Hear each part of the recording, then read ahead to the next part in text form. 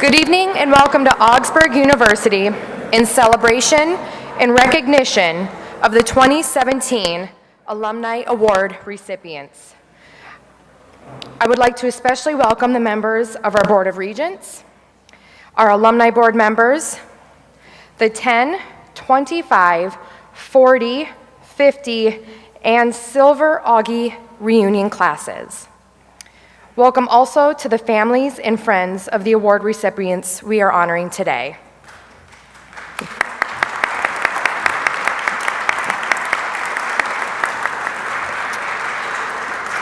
I'm Jill Watson, immediate past president of the Alumni Board and a graduate of the MBA program. I'm stepping in today for the Alumni Board President, Nick Rathman, who's the athletic director at Blake School. Blake is celebrating their homecoming this weekend, so I'm pleased to be filling in for him on this special evening for the Augsburg community. It's an honor to welcome you all on behalf of the Alumni Board to a weekend that is all about celebrating what we share, our history here at Augsburg, a commitment to educating informed citizens, thoughtful stewards, critical thinkers, and responsible leaders, and a belief in the work that is happening here today. It's humbling to share the stage with Augies whose vocational callings have led them to tremendous accomplishments in their professional and volunteer service. President Pribenow, we're fortunate to be with you tonight, and we're thankful for your leadership in this, your 12th year at Augsburg. I invite you to the microphone to share some of your thoughts and introduce each of the award winners.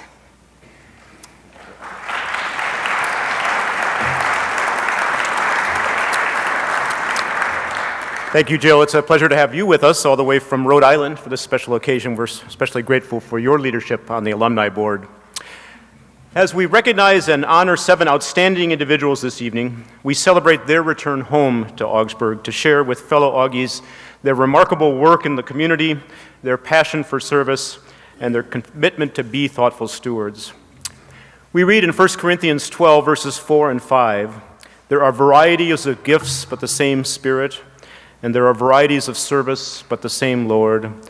And there are varieties of activities, but it is the same God who activates all of them in everyone." The scripture comes to mind for me when I reflect our theme for homecoming weekend this year, thousands of Augies, one Augsburg. Imagine how many lives have been touched by Augsburg since our founding 148 years ago through the diverse gifts and acts of service of Augies. We've touched the lives of all the faculty, staff, and students who have spent time on this campus. And we have our alumni, like all of you, who go out into the world to teach, to nurse, to lead, to serve, to educate, and to love others. Through your callings and the work of thousands of Augies like you, we touch lives, we change lives, we save lives every day. Every year at our opening convocation with our new students, our new entering students, I give a convocation address entitled, "What is Required of You?"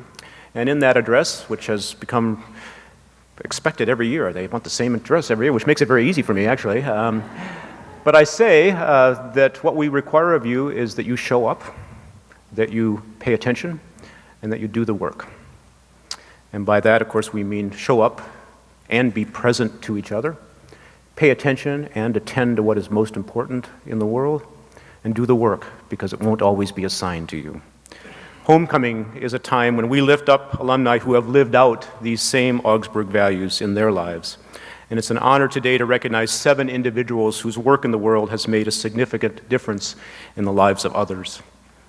Danielle, Jennifer, Bruce, Inez, Millie, Mark, and Terry, thank you for being here with us, for spending time this afternoon with our students, and for letting us lift you up as examples of what it means to live out the mission of Augsburg University.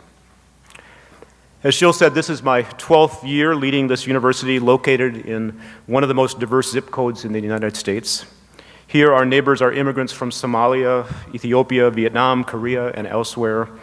Our neighbors also include Fairview Hospital, the Cedar Cultural Center, U.S. Bank Stadium, the Mississippi River, businesses downtown, a city full of arts organizations, nonprofits, civic institutions, and more. What I witness every day in this place is a city that is our extended classroom, where our students are pursuing their dreams through education and hands-on experiences. Our location here in Cedar Riverside in Minneapolis, our grounding in the faith and values of the Lutheran Church, and our commitment to excellence in the liberal arts and professional studies are key to Augsburg's history and what we are today and what we aspire to be into the future. We've recently begun to think about what it is about the educational experience at Augsburg that is truly distinctive and rare. We've come to think about it as Augsburg offering a three-dimensional education. First, we help our students prepare to make a living. And we know that's an important part of what we do here. Surveys of today's parents and high schoolers show that they are keenly focused on getting an education so that they can get, yes, that first job, but as we say over and over again, to get that seventh or eighth job as well, and to be prepared to be able to make a living in whatever way they choose to do so. We also make a commitment to, like many small residential colleges and universities, to do an outstanding job of helping students prepare to make a life. We do this at Augsburg by teaching a love for learning, by fostering lifelong friendships between students and faculty, and by pushing students to explore their personal beliefs and commitments so that in changing times, in the difficult times that all of us eventually face, they have a firm foundation to stand upon. We help students make a life. But it's the third dimension of an Augsburg education that we believe is truly unique. We prepare students to make a living, to make a life, but also to make a community wherever they find themselves. Our founders were faithful and visionary leaders who aspired to provide a liberal and practical education. Education as an essential element of citizenship, preparing leaders for service in the world, and leaders who are deeply concerned for the needs of their neighborhoods, their organizations, and their communities. Former faculty member Joel Torstenson wrote in his memoir that he consciously sought to instill in the Augsburg curriculum discussions of social justice, dignity, and a caring concern for the fate of the human community. We hope that Joel, our founders, and all who have come before us would be proud of the way we educate students to make a living, to make a life, and to make a community. This year's award winners personify these Augsburg values. Honorees receiving the First Decade Award, the Spirit of Augsburg Award, and the Distinguished Alumni Awards have used their gifts to serve the public good. They each in their own way have grappled with the tensions of our world and have chosen to serve others. Their success comes from showing up, paying attention, and doing the work even when it's not assigned. Tonight, we honor recipients of the First Decade, Spirit of Augsburg, and Distinguished Alumni Awards. The First Decade Award is presented to Augsburg alumni from the last 10 years who have made significant progress in their professional achievements and contributions to the community, and in doing so exemplify the mission of the university to educate students to be informed citizens, thoughtful stewards, critical thinkers, and responsible leaders. As we recognize these incredible Augies this evening, we will do so in both video and in words. So please now join me in viewing the first of our videos for First Decade Award recipient, Danielle Stelner.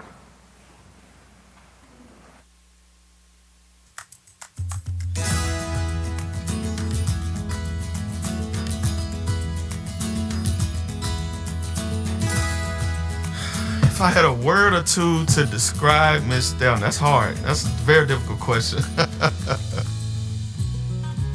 I think she's very persistent and just a lifelong learner. She got her degree, in 2007, went on from there to get her master's, her MBA, and then all the while being a mom of 3 children. So to me, that takes persistence. She's just a bright personality. She has this smile that you can see a million miles away and that says everything about her. She's fun to be around, she's pleasant, and she's driven for results. So I know there's 3 words, but driven for results. So, results driven, I broke it down to 2. She's worked with a group with Somali women to try and lift them up within the community. She's a board member of Friendship Academy. We are very proud to have Danielle Stelner involved in our program. She was one of our first parents when we opened in 2001 and has become a member of our board and really taken us to another level. She's all in. She is all in every aspect of who she is and what she does. Even asking a question, you can see it in her face that her mind is constantly moving. She's constantly thinking ahead. She's constantly thinking broad. Is there something different about that group of kids? Well, the thing is that I can't go to class. She's always the one that's asking those tough questions that probably wouldn't have gotten asked if she weren't there. We never move on from any topic until Ms. Stelner has asked her questions. What are you thinking about, especially seeing where we are right now? Like, we get done with a topic and it's just quiet, and everybody looks at her. She actually kind of changed the dynamic of our council because she was challenging us with some great questions, that we hadn't asked ourselves before as we've been operating for the last several years. One thing you can always count on is she's going to make it fun, she's going to make it pleasant because she appreciates you and you feel it. And all of a sudden you get to a place in the meeting and you look and you think, wow, we really came up with something and that wasn't hard at all. She doesn't talk about all of the things that she does. She just does them.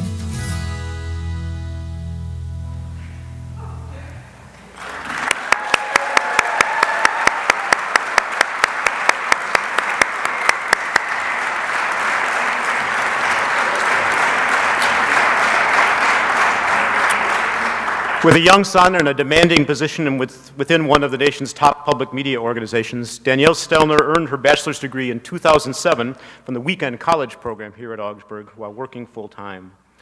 The knowledge she gained at Augsburg became an asset as she volunteered her time and talents as a board member for Izarun and secretary, a local nonprofit focused on improving health and self-sufficiency of Somali women and their families, helping the organization as they built a social enterprise that will not only support the work of the nonprofit, but will also match opportunities for women in the Somali community with jobs to earn income to support their families and their personal growth.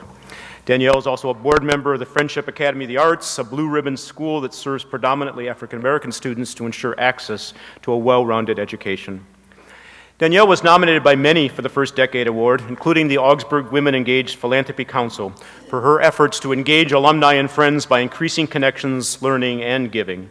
They also wanted to point out that Danielle is fun.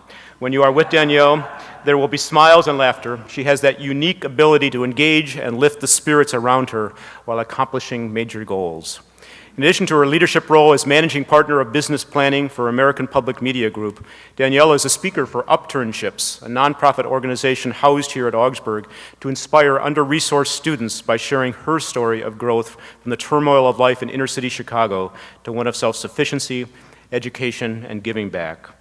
We couldn't agree more with one of her colleagues at NPR who wrote, "What makes Danielle a perfect candidate for the First Decade Award is her passion for making lives around her and the communities around all of us stronger, smarter, and better." On behalf of the Augsburg University, the Alumni Association, and the entire Augsburg community, it's a great honor to present Danielle Stelner with the First Decade Award in special recognition of your leadership and commitment to Augsburg and your community. Please join me in welcoming Danielle Stelner, recipient of the 2070 First Decade Award.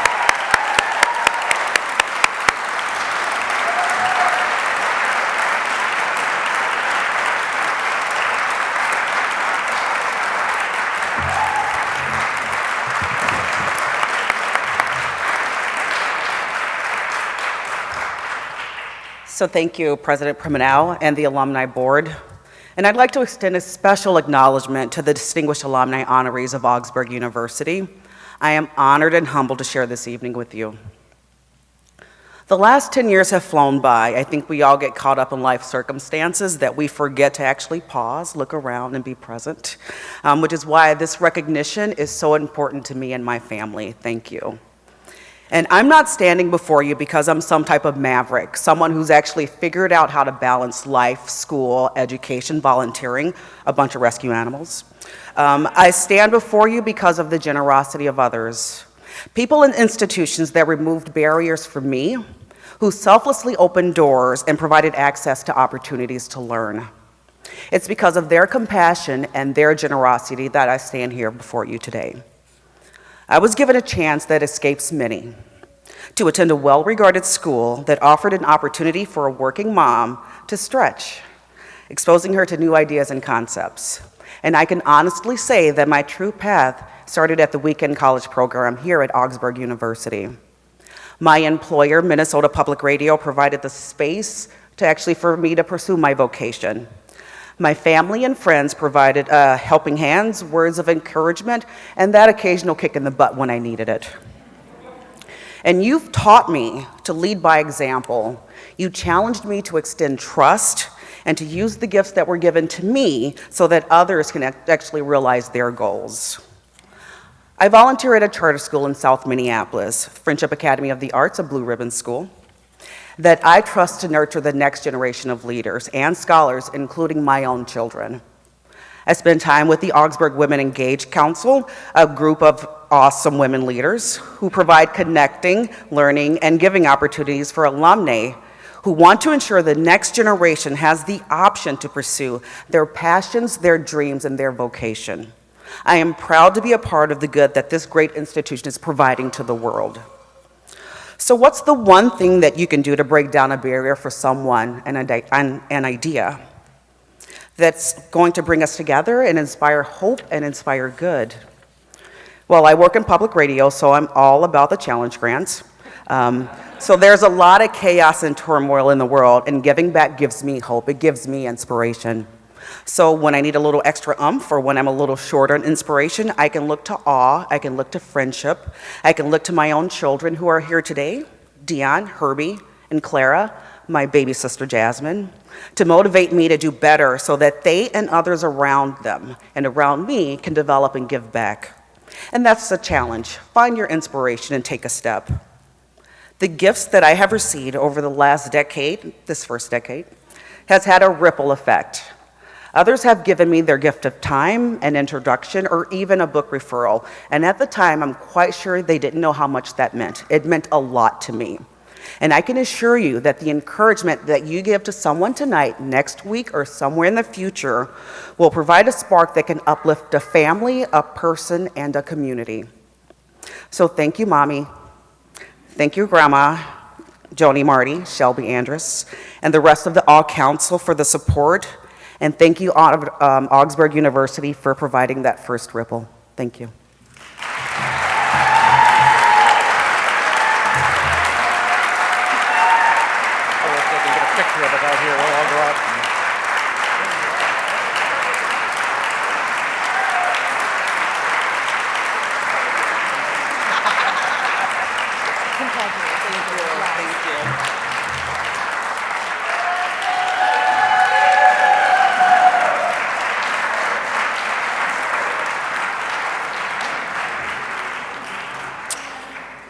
Wonderful. The Spirit of Augsburg Award honors alumni and friends of the university who have given exceptional service that contributes substantially to the well-being of Augsburg by furthering its purposes and programs. Please join me in viewing a video to honor the first Spirit of Augsburg Award recipient this evening, Millie Nelson.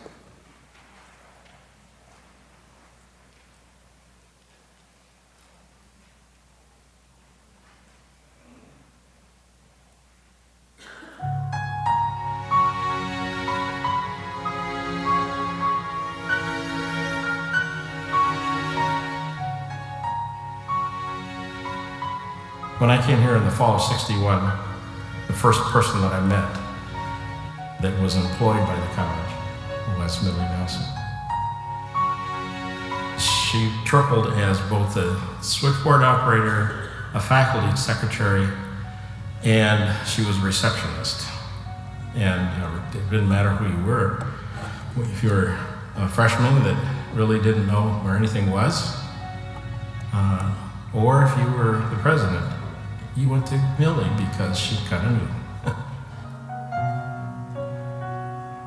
I worked under Millie. Millie was my boss. I worked at the information desk, as we called it. And she oversaw all of us that worked at the front desk, their information desk. And she always had just kind of this quiet presence. My first impression of her was what a kind face. What a kind, welcoming, warm, hospitable looking person. She always greets you. She always has a smile, and she will stand there and look you in the eye until you give her an answer. It's not a passing or an afterthought or a politeness. She's genuinely concerned in how you're doing. That was not something that she turned on when she walked in the door in the morning. It was something that was really who she was. If you met her in the grocery store, or if you met her downtown shopping, there was respect and kindness. There was a hospitality about her. Her expectation was that you were there, and that you were there on time, and you knew if you needed anything or anything that was going on, whether it was what was going on at the front desk or just in your student life in general, that she was available to talk to you. She taught us how to go to work. She showed up. You know, maybe it's trite to say it, but she gave a really solid, honest day's work every day. What college provides you is not just the education in whatever field you're going into. It provides you a spiritual grounding. It provides you with a kind of a community grounding, a continued presence in students' lives. And I think Millie Nelson does that. That to me is her legacy. Given Millie's dedication and constant presence at Augsburg, it's very fitting that she has a room, the Millie Nelson room in the Christensen Center, dedicated to her.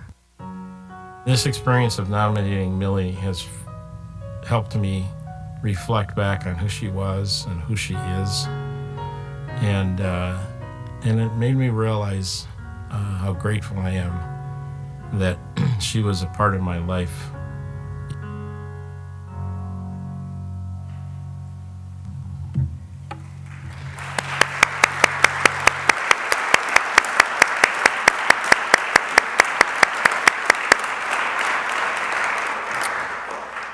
Millie Nelson worked for decades at Augsburg and is especially remembered as the College Center manager for the Christensen Center. Past student workers and colleagues recall her desk at the top of the stairs in the Sverdrup Science Hall, where she sat before the telephone switchboard at the college. She was the go-to person for literally anything, about everything, for everyone, from the president to incoming first-year students. She taught students to be valuable citizens and ministers to the world. She was a model for teaching her students how to go to work. Some people may be called to be teachers in a formal sense. Millie knew that maybe she wasn't that kind of teacher, but she did know that she was an educator. Her work with students and colleagues prepared them to be thoughtful and informed citizens committed to the world around them. Her remarkable poise and kindness was like a magnet, drawing people to her even though she was often behind the scenes, not looking for accolades or the spotlight. She's driven by a deep sense of faith with a warmth and caring demeanor that epitomizes the hospitality that creates the Augsburg community that we cherish today. On behalf of Augsburg University and the Alumni Association and the entire Augsburg community, it is my great honor to present Millie Nelson with the Spirit of Augsburg Award in special recognition for your years of service and commitment to students, faculty, and staff. Congratulations.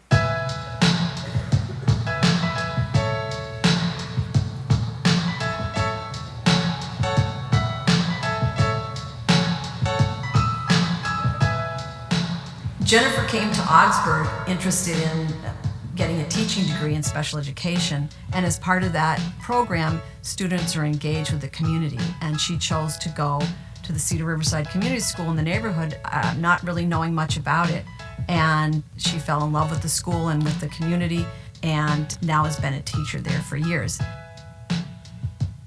Cedar Riverside Community School is a charter school. It's a K-8 charter school located right in the middle of Riverside Plaza, which is a large complex of apartment buildings. When she first came to the school, there was no sports, and the purpose was to create a sports team for the boys, and she's like, I will create a sports team for the boys, but I will also for the girls. And that's what she did. She brought basketball into Cedar Riverside community and showed that girls can play sports too.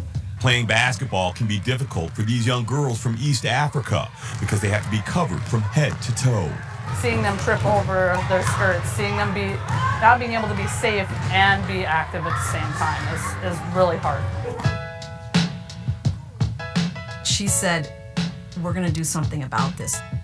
And from there, we had the opportunity to work with the University of Minnesota College of Design and School of Kinesiology to create athletic wear for East African and Muslim girls. So it was a 2-year process.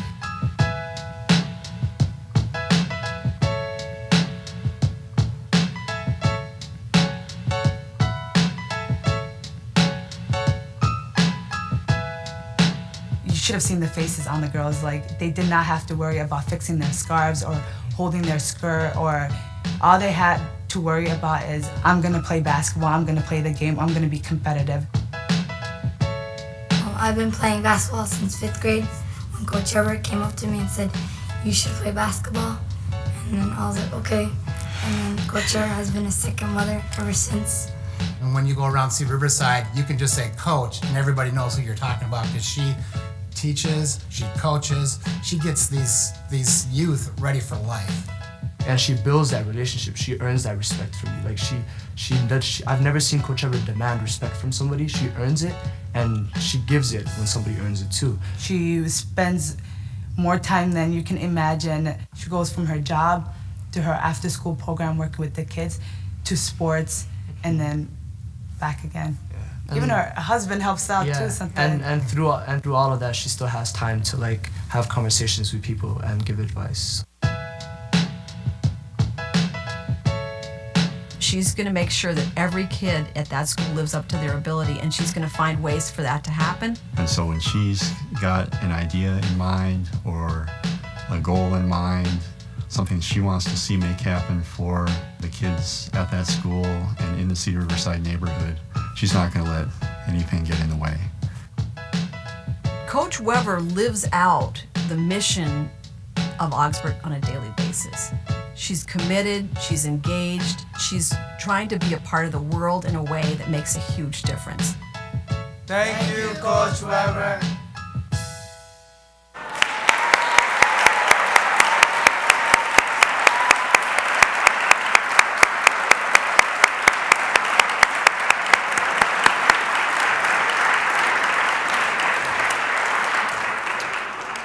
Jennifer Weber is a 2011 graduate with a triple major in special education learning disabilities, special education emotional behavioral disabilities, and American Indian Studies. Jennifer's tireless work on behalf of children and youth in the Cedar Riverside neighborhood embodies Augsburg's core commitments to service to community, active citizenship, and responsible leadership. Jennifer's compassion, creativity, and hard work have opened many avenues of opportunity for young people in Cedar Riverside in collaboration with Augsburg and beyond. She is trusted by the community and is sought out by Augsburg and organizations in the neighborhood as a partner with the capacity to get things done. After graduation, Jennifer joined the staff at the Cedar Riverside School as a behavioral specialist. In that capacity, she works with teachers, staff, and families to support students as they strive to reach their highest potential. The work Jennifer does within the classroom is exceptional, but it is her efforts outside of the classroom that have been extraordinary and make her such a strong fit for the Spirit of Augsburg Award. She has almost single-handedly created a series of after-school opportunities for students to tap into their interests, encourage them to be active and healthy, and develop their capacity as young leaders. Jennifer Coach Weber founded the Sports of All Sorts program, which encourages boys and girls from the school to participate in multiple sports. The program now has one-on-one tutoring and mentoring with 250 Augsburg student athletes. In addition to the creation of the culturally appropriate activewear, a team of boys she mentored won $10,000 in seed money for a concept consisting of a borrowing library for sports equipment and winter clothes called Sports Check It Out.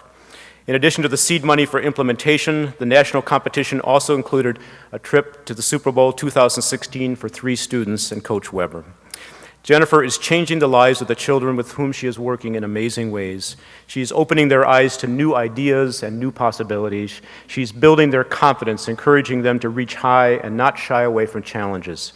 She is much loved in the community by the students and families whose lives she touches daily, and by her alma mater, which continues to benefit from her good work.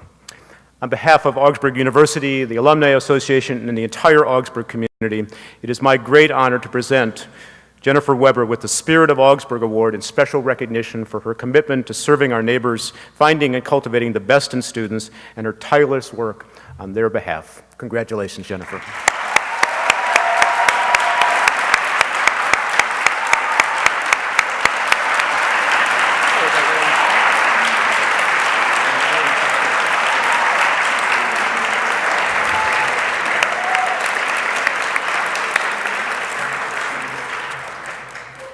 Thank you, President Primenow and the Alumni Board for this wonderful honor. I am humbled to be in such esteemed company as Millie Nelson and the rest of the inspiring Augsburg alumni recipients. Everything that has been accomplished through our work and dreamt of has never been mine alone, or something that I ever considered remarkable, but instead possible. The community connections between Cedar Riverside and Augsburg are endless, with many champions that work tirelessly and know the deep value in the work that we do. I'd like to thank my family, one, because they miss meals on a regular basis because I'm hanging out at Cedar and playing basketball, but for always supporting me. To my mom and my dad, my husband, Don, who misses more meals than anyone and spends a lot of time coming home to frozen meals. Our children, Rachel, Lisa, and Alec, our grandchildren too, for reminding me that the world is always full of possibilities and wonder. Thank you to Augsburg University for sharing our mission of community and service.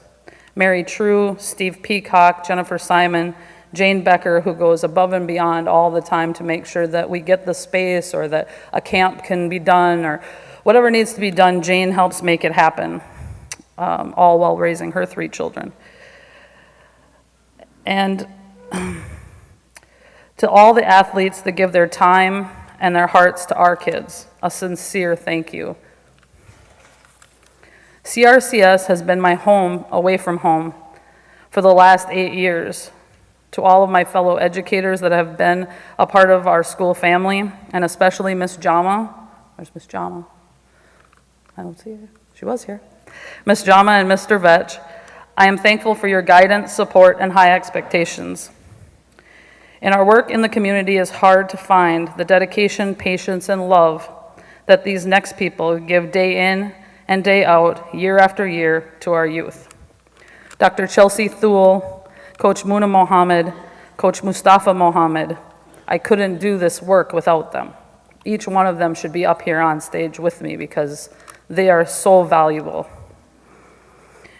They've been there since the beginning, and this award is as much theirs as it is mine. And to the youth, hi guys.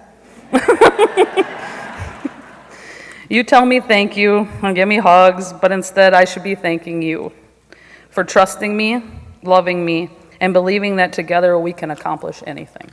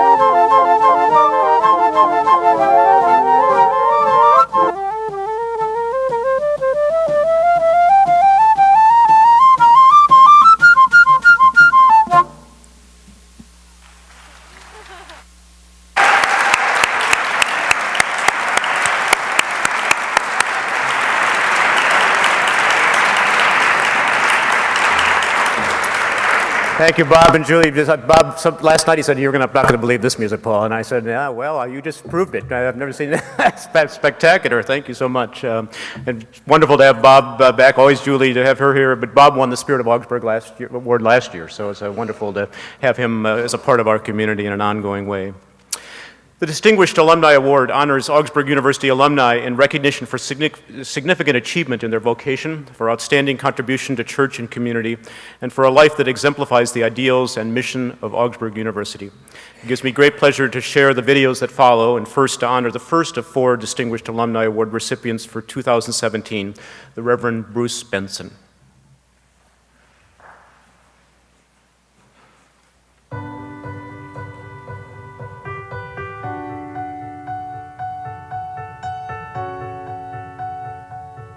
Well, the first thing you notice is he's really tall.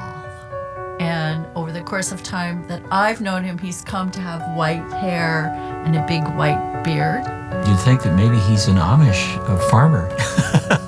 I always teased him that he has sort of this Moses vibe. You know, he sort of has the big beard and the flowing hair. And A really long beard, and he wears a wide-brimmed hat.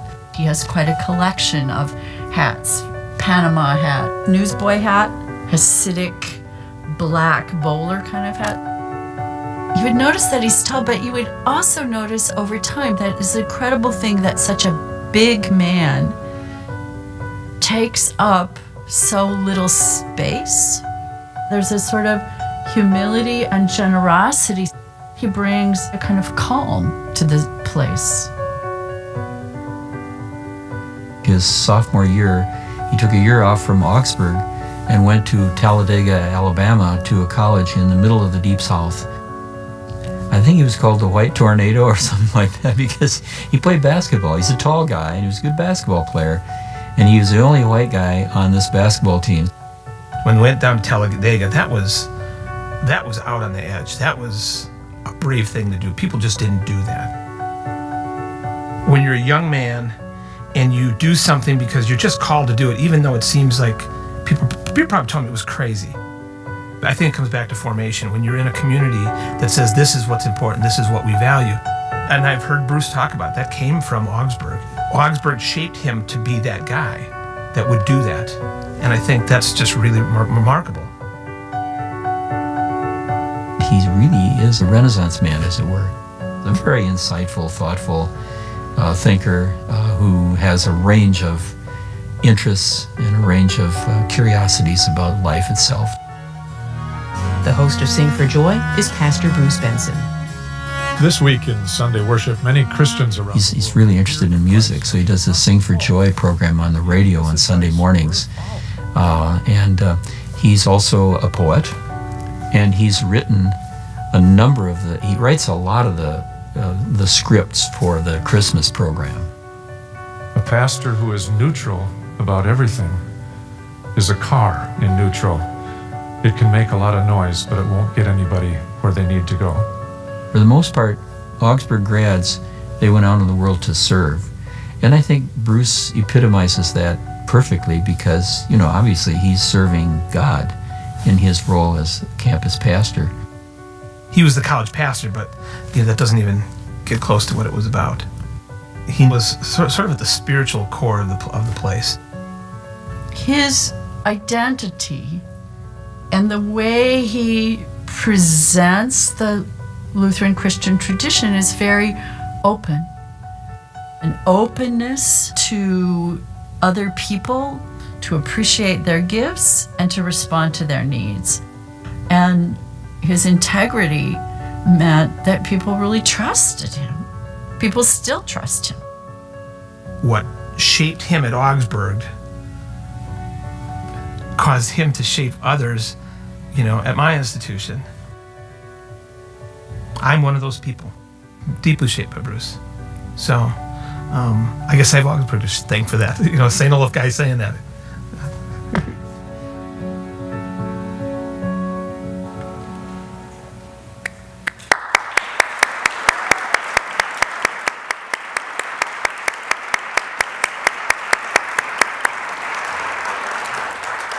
Pastor Bruce Benson graduated cum laude from Augsburg in 1968 with a bachelor's degree in English.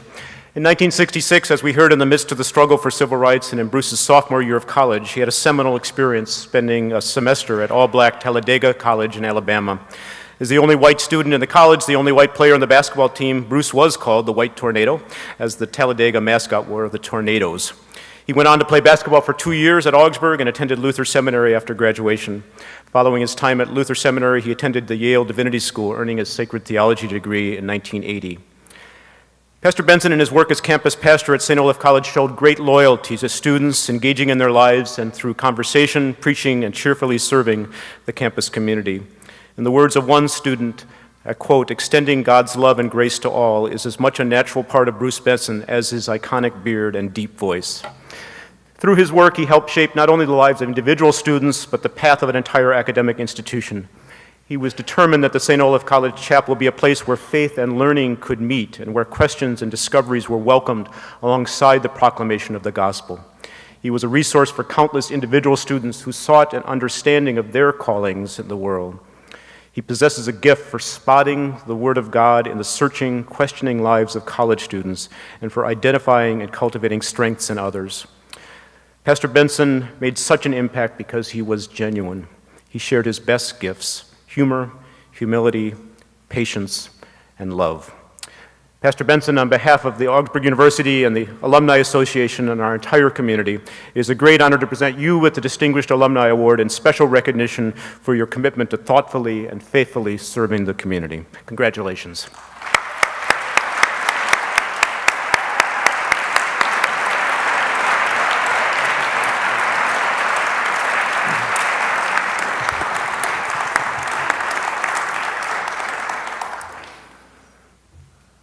It is a little like going to your own funeral, you know. When I was a student here in the mid-60s, it seemed to me that Augsburg was a small school that had somehow figured out how to be both modest and proud at the same time. And that seems to me today to be a good model for how I ought to be in this place. Modesty obviously is due to anything like honesty at all. I mean, if one is going to be honest, I don't have to tell you, there are many other people in my class that are as deserving of this as I am, and I don't just mean the ones that already have it. I'm having dinner with two of them tonight, as a matter of fact. Honesty compels all of us, I think, to admit that whatever lives we have are only partially our own doing. They're probably mostly the doing of others. My wife, Carol, my children, wonderful colleagues, family, friends over the years, and in my case, many generations of students, all of whom have surrounded and supported and inspired and uplifted and in a sense, given me the life that I've had. And modesty also requires saying that I didn't do this. Augsburg is pretty good about not telling you who actually does do these awards. They told me that Jim Holden initiated it, and that's the one name I already knew. And they didn't tell me any other names of other people that participated, so I was glad to see the video and find out who some of the other people were. When you have all of that, I mean, merely saying thank you doesn't seem like very much, but I trust again that all of you agree that when it comes to the regard and love and support and loyalty of family, friends, and colleagues, there is no dollar number you can put on it. You're kind of left with nothing to do except say thank you. So that's what I have to do. Now, the proud part, let me do that this way. One of the things I learned at Augsburg is that when it comes to awards or criticism, it matters who's giving it. My Greek teacher at Augsburg Dr. Mario Calacci, an intrepid immigrant from Rome who sadly died during my senior year here. Dr. Calacci came into our class one day with a bit of a smirk on his face, and he was, whoops, I better not take somebody else's notes here. He was holding a newsletter, a magazine in his hand, and we assembled for class, and he stood up in front, and he held up this magazine, and he said, "Gentlemen and Timmy." There was one woman in our class, so he always started, and Timmy, you're here somewhere, right? Yes, she's in the back. See, that very same Timmy.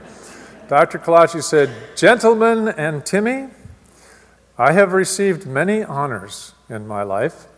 And it's true, he had. He was a scholar of classics and New Testament of some note.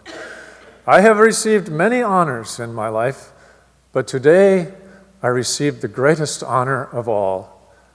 I have been condemned by this magazine." It was one of those very crabby, anti-intellectual religious magazines.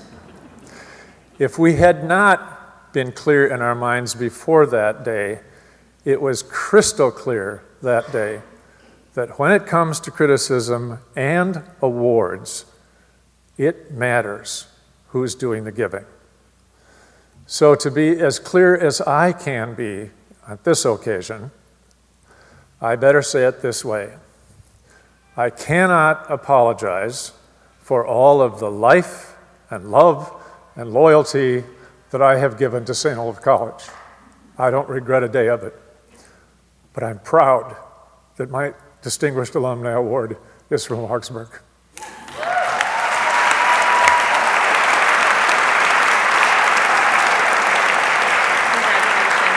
Thank you. Thank you. Oh, yeah.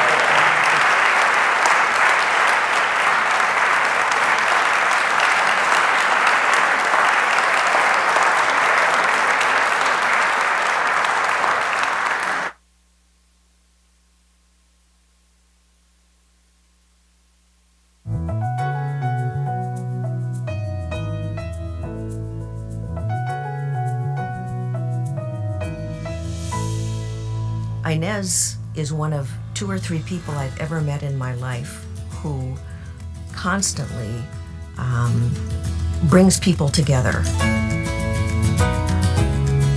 She is a terribly buoyant and embracing person. She just draws you in because she's got this enthusiasm. Inez is about connections. Inez meets somebody, and within 2 minutes, they are into deep personal conversations about the things that matter most to them or the people that matter most to them.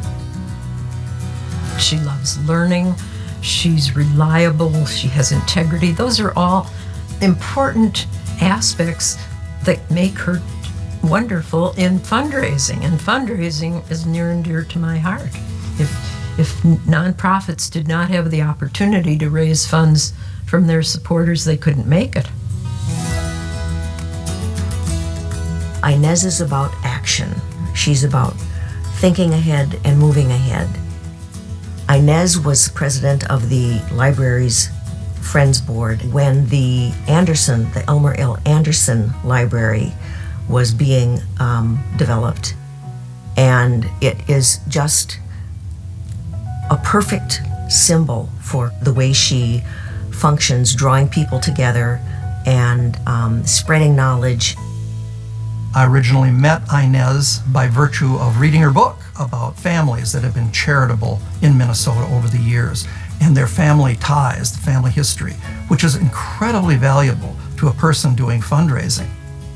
Prospect research is a science to find out how to connect people with causes they will probably care about, and is the basis for the success of probably every major campaign that every nonprofit has run. And she was a pioneer. I think her lasting legacy is that she raised the level of this profession. But it's more than just a profession. I think it's almost like a calling to her, both the writing and the fundraising work. But again, it goes way beyond just how much money can I raise. It goes to how can I do good in my community and make a difference. And I think with Inez, it's always both, doing good and also helping generate support. All of us who have been connected closely with Inez are going to be forever moving forward more confidently and more intelligently and probably more ethically and big-heartedly than we would have if we had not known Inez.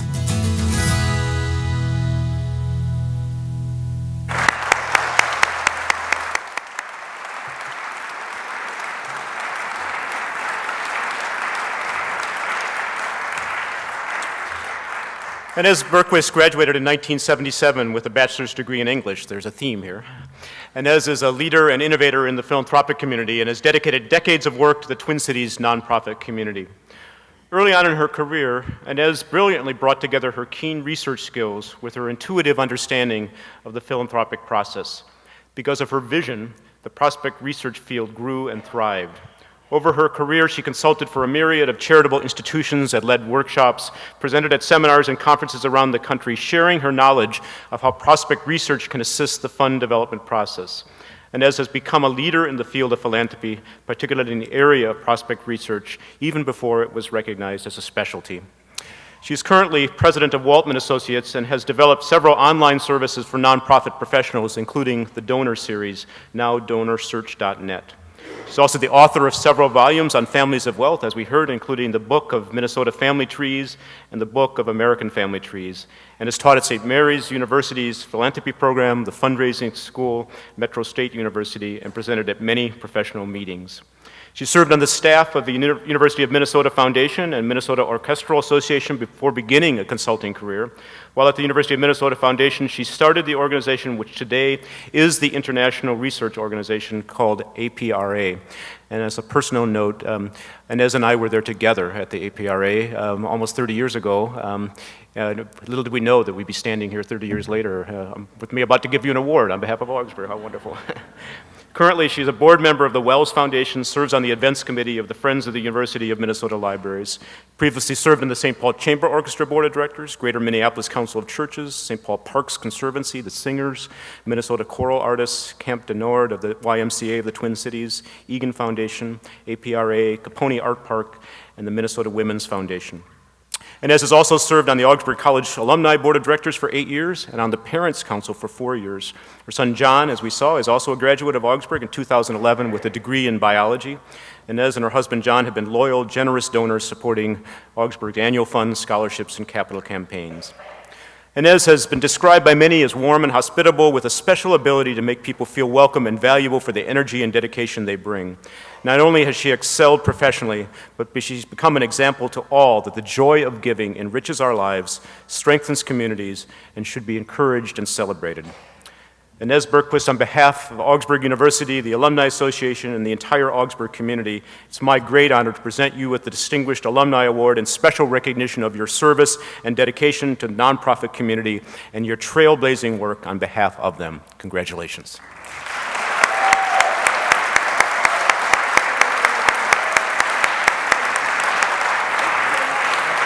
Here we are. Woo, you're right. Unlike Bruce, I need my notes. He's a hard act to follow. As you know, families don't really know what you do for a living. When my son Jim was in grade school, someone asked him what his mother did, and he said, "I don't know, but she types fast."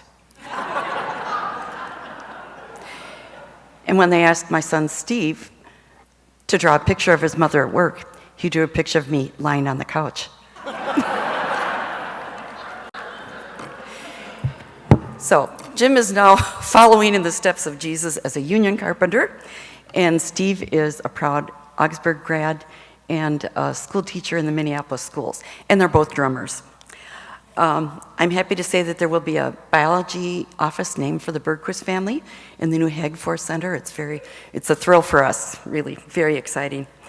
And I'm happy that Steve is a graduate. I hope also my 4 grandchildren will come to Augsburg.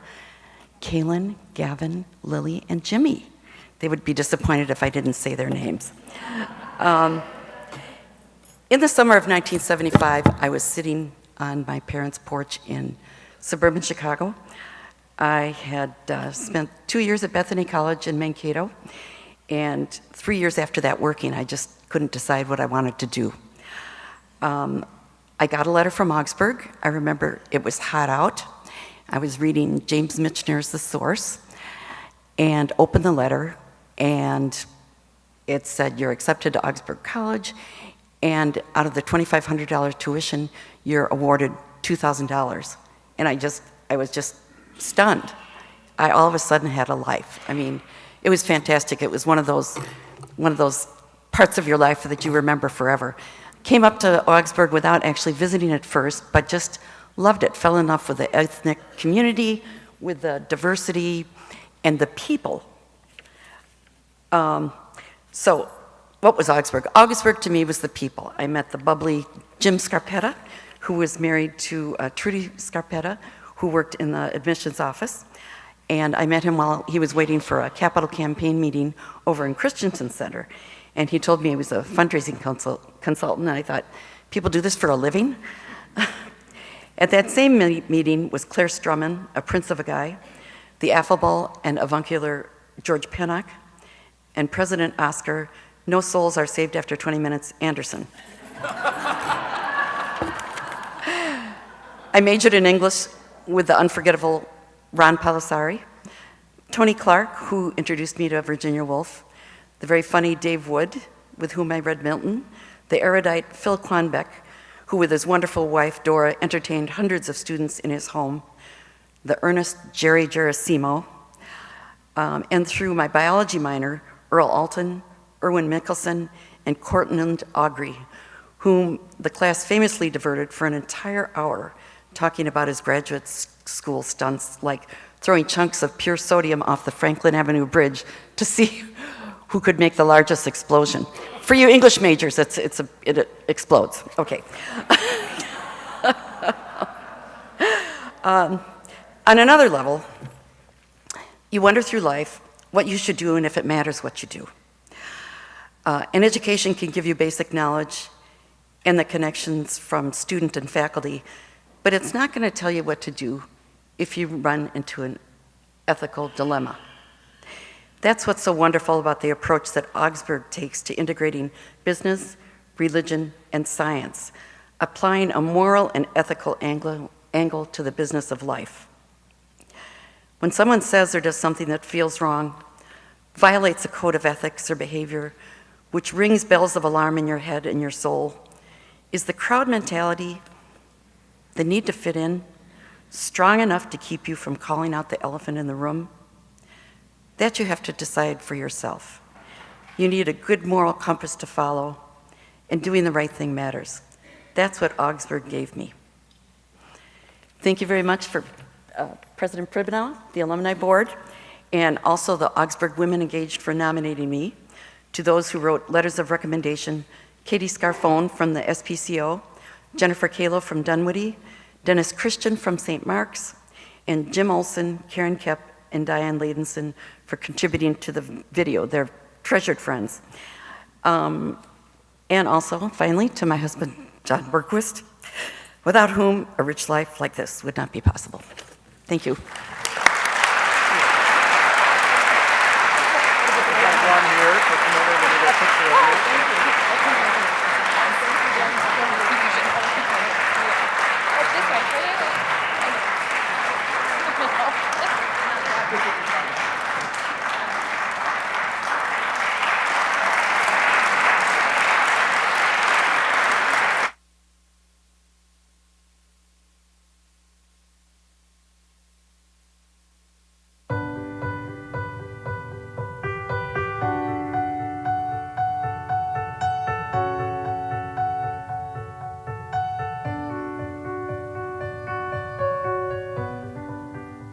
Mark is an innovator in education for the state of Arizona. Charter schools came into being in 1995, and Arizona School for the Arts was one of the very first charter schools. It's 5th through 12th grade, We have 850 students, and these students are engaged all morning in academic study, college prep, very rigorous program, and all afternoon in the performing arts, music, theater, and dance. The arts, particularly music, inform the way that the brain develops in really powerful ways. And we believe here that every student who wants access to the arts should have them. There were many, many forces of change that wanted to come in and inform the mission to maybe dilute the academic standards. I think of the phrase lean into the wind. That's something where I came from in Nebraska. We had a lot of strong wind blow across the prairie, and we were always taught to lean into the wind. And I think Mark did that, because to start a school and to do these things and go to Washington and lobby, and he reformed a lot of things in education. And that's not easy stuff. He is indomitable in how he pursues his dreams. And that comes across even from the first moment that I met Mark in 1995 to this very day. And I just saw him yesterday. I was Mark's pastor for several years, and as I got to know Mark, I knew the impact that he made in the educational field. Then I saw Mark in so many other situations, but especially I saw him on Wednesday nights. And that was when we had youth and family events. And he would always be available. A lot of kids from the neighborhood, very low income, a poverty area neighborhood, would come for the meal, and he would teach them how to play chimes and the bells. And so I was just amazed that here was a man who operated in these top circles and yet could relate to anybody and teach children who were really struggling. Everything that I saw about Mark was always of a very generous nature. He knew he had a responsibility to both show that the charter school movement could be successful, but also to help others do the same. So many young educational leaders got their start after talking with Mark Francis. They brought their vision through his door, and he always had time. I would call him a seed planter, and he's left fingerprints on educational reform and on lives that he's touched in many different ways. Mark has left fingerprints for God and for good. Arizona School for the Arts is Mark Francis's legacy. He started the school, and it was his vision. And it exists today, and it's stronger today than it's ever been, and people recognize this school for that vision. I think he should be exceptionally proud of that.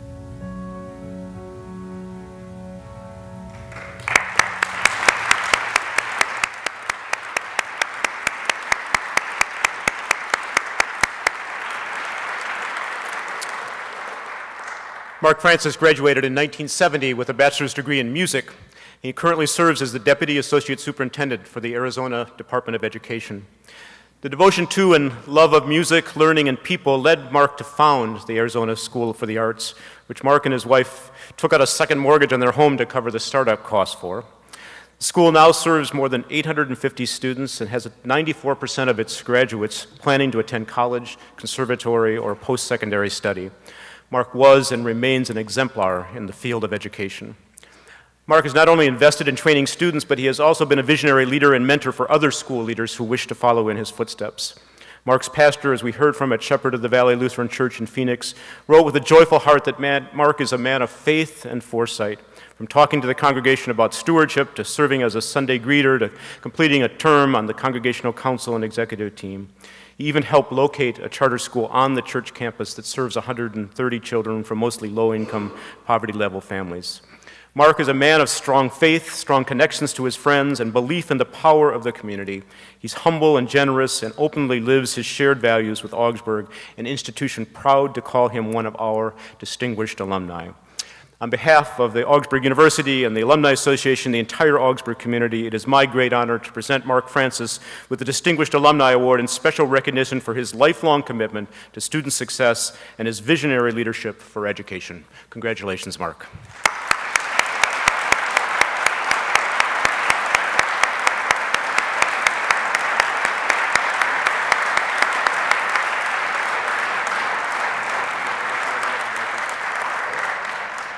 Well, I'll echo Bruce. I hope my funeral is this good. There's so many people to thank. as Bruce already said. I'm going to go in a little bit different direction, although I have to give a shout out to my mother, my grandmother, two women who were dealt a very bad hand in life. And the words, "yet she persisted," really mean a lot. To my brother, this gets emotional. My brother out there, we know. So, what you said this morning, absolutely. Tomorrow there's going to be a person who's going to speak about a life in music. I'd like to speak about how a life in art and a life in college actually built a life. When I was 8 years old, my grandmother took me to a movie called Lily. It's the story of a highly impressionable young girl who meets a man who runs a circus puppet theater. A brilliant dancer who was severely wounded in World War I and unable to continue his career, he becomes a harsh, bitter man who can only express his true thoughts through his puppets. As a boy who had trouble expressing himself in positive ways, it struck me that art was a mode of authentic expression that can be experienced beyond words. At the very same time that I was thinking about this, in the mid-1950s, a man named Boris Pasternak wrote the following: "I think that if the beast who sleeps in man could be held down by threats, any kind of threat, whether of jail or retribution after death, then the highest emblem of humanity would be the lion tamer in the circus with his whip, not the prophet who sacrificed himself. But don't you see, this is just the point. What has for," oh, I love Kindle, "centuries raised men above the beast is not the cudgel, but an inward music, the irresistible power of unarmed truth, the powerful attraction of its example. It has always been assumed that the most important things in the Gospels are the ethical maxims and commandments. But for me, the most important thing is that Christ speaks in parables taken from life, that he explains the truth in terms of everyday reality. The idea that underlies this is that communion between mortals is immortal, and that the whole of life is symbolic because it is meaningful." Well, I never would have been able to understand that when I was 8 years old, but this is where Augsburg comes in. And the biggest shout out I have to give out is to a man named Leland Bernard Saturn, who, by the way, was born on this very day in 1913. This man took me under his wing. He guided me, he helped me in every way possible, was exceedingly patient with me, probably very undeserved. And I am just so deeply grateful to him. And I am so deeply grateful to all the other Augsburg faculty and all the things that I've done in music, all the things that helped me through all the years of graduate study, all the things that I did in Arizona School for the Arts, and all the things that I'm doing now with kids, or helping leaders build schools for kids, come from Augsburg College, and I'm deeply grateful. Let me just conclude one thing for the young people who are out there, and especially for my niece Linnea, who wants a career in design.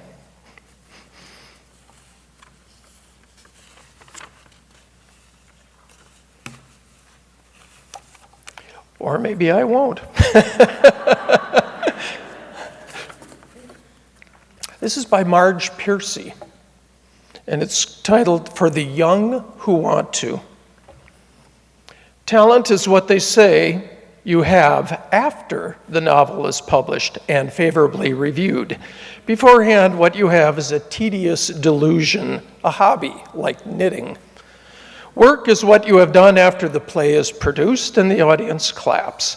Before that, friends keep asking, "When are you planning to go out and get a job?"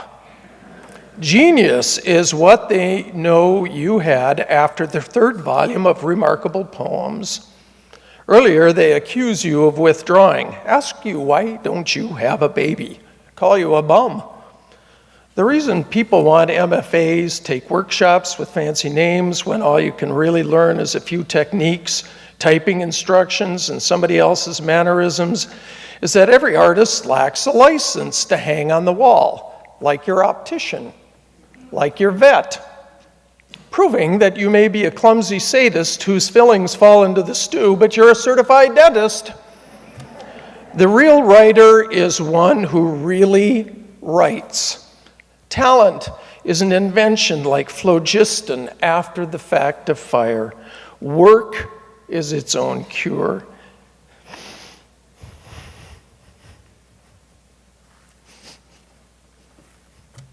You have to like it better than being loved. Thanks, Mom. Thanks, Lois, the love of my life. And thanks, Augsburg.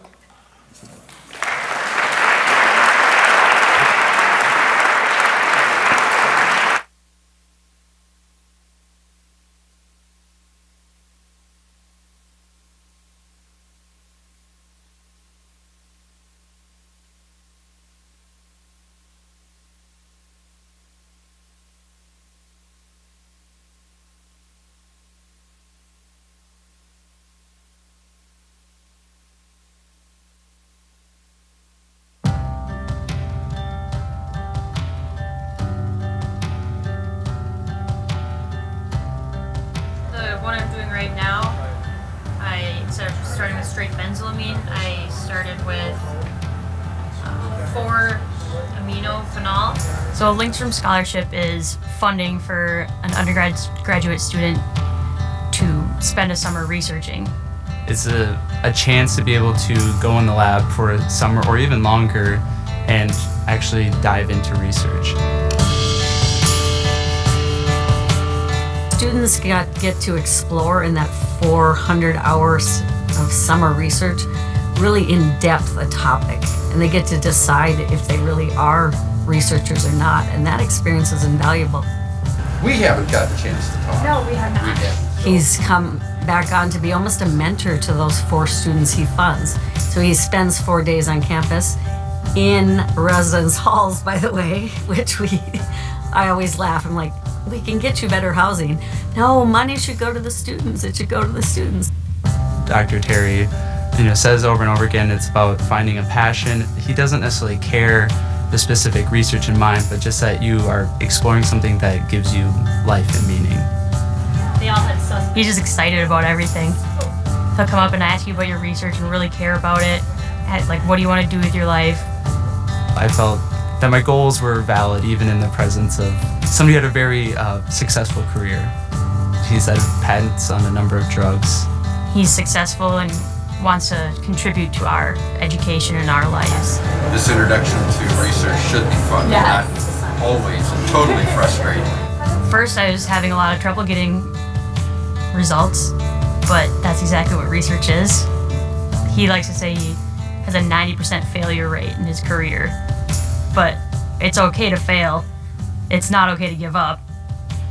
In research, you're investigating the unknown. It's not something you can go look up in a book, and that's the whole point of it.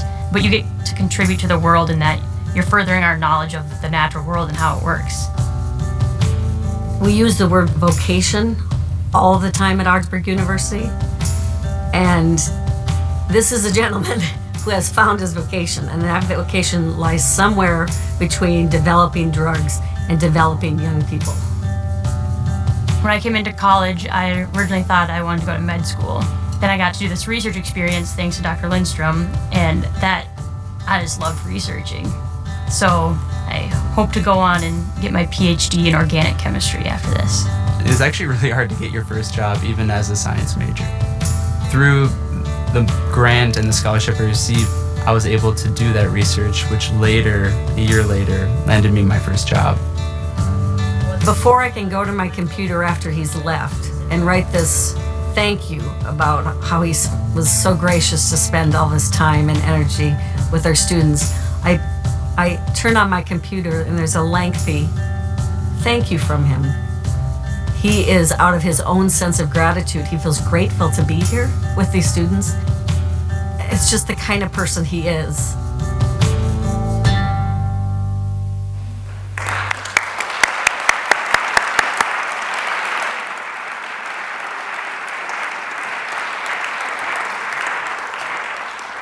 Dr. Terry Lindstrom is a graduate of 1973 with degrees in chemistry and biology. For a past Augsburg Now magazine article, Terry Lindstrom remarked, and I quote, "Everyone deserves to find the career that creates passion. His passion for his work is evident in his legacy of work, but it's also inspiring future generations of scientists and research with his mentorship and volunteerism." Terry's scientific career has spanned over 40 years and has made important contributions to human health. His legacy included not just his valued contributions to the many products and projects on which he worked, but also 7 issued U.S. patents. Just a sampling of some of his work included research looking for treatments of disorders as diverse as osteoporosis, major depression, pain, bacterial and viral infection, stroke, Alzheimer's disease, cancer, and diabetes. His work contributed to the successful approval by the FDA of both Evista, a treatment for osteoporosis, and Cymbalta, a drug treatment for major depression, generalized anxiety disorder, and pain. In addition to his professional resume, Terry Lindstrom exhibits a loyalty and commitment to Augsburg University through both his philanthropy and volunteerism. I'm going to go off script for a moment and remember the moment when I first met Terry in his office at the Eli Lilly Company in Indianapolis, where he started to tell me the story of his career, coming out of Augsburg, going on to receive his doctorate from the university in pharmaceutical, and ended up working as a scientist in the area at Lilly that produced some of the experimental drugs. And he talked about how at a point in his scientific research and involved in finding those drugs, he started to realize that the business aspects of this were actually linked to who actually was going to receive those drugs. And in that moment, I have to tell you, in that moment, I saw the connections between science, business, and religion lived out by one individual. And that's actually the beginning point for what became the Hagford Center for Science and Business and Religion. And I can't thank you enough for the ways that you have inspired us, Terry, for the ways that you give back to our students in so many ways. So on behalf of the entire Augsburg community, the Augsburg Alumni Association, it's a great honor to present you with the Distinguished Alumni Award in special recognition for your service and contribution to making the world a healthier place and for instilling the passion for science and research within future generations of leaders. Congratulations.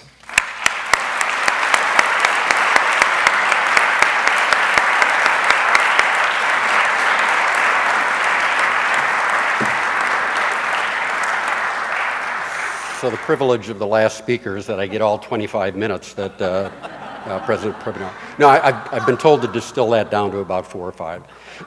I will. I came from the northwest side of the city, Crystal Robbinsdale. Very homogeneous. My community was very homogeneous. My high school was very homogeneous. My dad's wish was to go to Augsburg. And I adopted that wish, homogeneous. And I came to Augsburg, and Augsburg at that time was fairly homogeneous, I thought. Except that when I got into the sciences, that really opened up whole differences of meaning for me. Well, that was one level, and that tweaked my passion. That was my inner true north, if you will. But as part of the core curriculum, you had to take religion, and you still do, right? And that first introductory class from Douglas Olala was an eye-opener, because I was a good Lutheran. My dad, mother were good Lutherans, grew up within the church. And Douglas challenged me, as that introductory class was world religions. And essentially the question became, why do you believe what you believe? And he went on to tear down this onion of my belief and then filled it full of other ways of looking at things, world religions. And that was scary. But it was the beginning of a growth that came only from Augsburg. And from that growth, then, I could grow in other ways. And I think what I've seen here as When I first came in the fall of '69, fairly insular, but as you peel away what Augsburg is, it was even at that time growing. And over the years, as I've talked with President Pribenow and others, it continues to grow exponentially. To what I see every summer when I come back, the diversity on campus, the diversity of people, the diversity of economic conditions, the diversity of background experience, health, good health, not so good. And yet this is all embraced. And what does that mean? I think this is an exemplification of the environment of grace. And isn't that the core of our Lutheran heritage? As grace was experienced in the revelation to the Apostle Paul on the road to Damascus, and as grace was played out in Martin Luther's life and actually enlightened him. And that grace continues in everything that this school does, not only academically, but in its support and its walking on alongside the students, whatever their background is. And as I wrote to, I think it was 2 or 3 years ago now, to the faculty as I left for my 1 week here during the summer, I said, Augsburg truly is a light upon a hill. I can see that like 600 miles away from Minneapolis, right? It continues to be, and I thank the President Pribenow, the regents, the alumni, the staff for making what Augsburg is today an exemplification of that grace.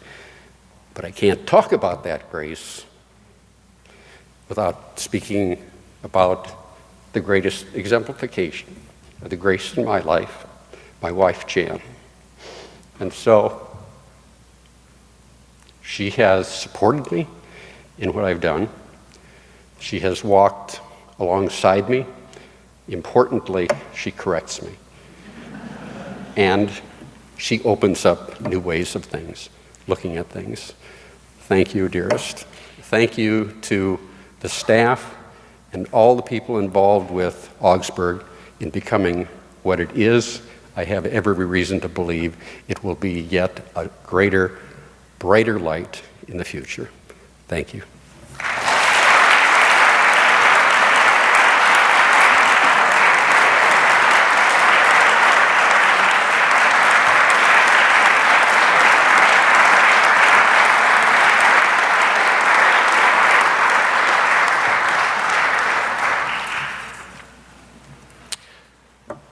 Congratulations to all of this year's award recipients. Your hard work, leadership, and conviction are an inspiration and a reminder of the roots on which we stand, the ties that bind us today, and the work we have yet to do.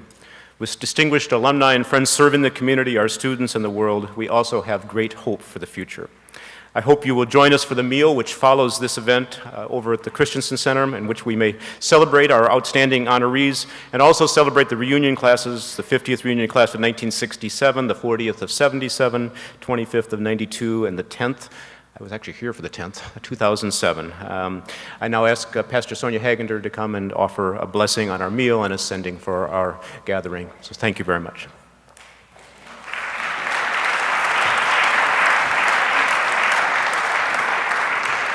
Thanks, President Pribenow. A reminder, tonight there's a People of Faith gathering just beyond the chapel in the atrium at 8:30, and tomorrow we're worshiping in this space at 10 a.m. and all are invited. As you all know, Augsburg's been both host and guest in this community for almost 150 years, and that's why I love this table prayer. The Lord be with you. Let us pray.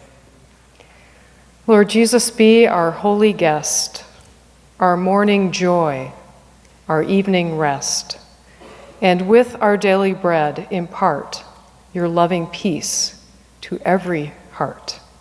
Amen.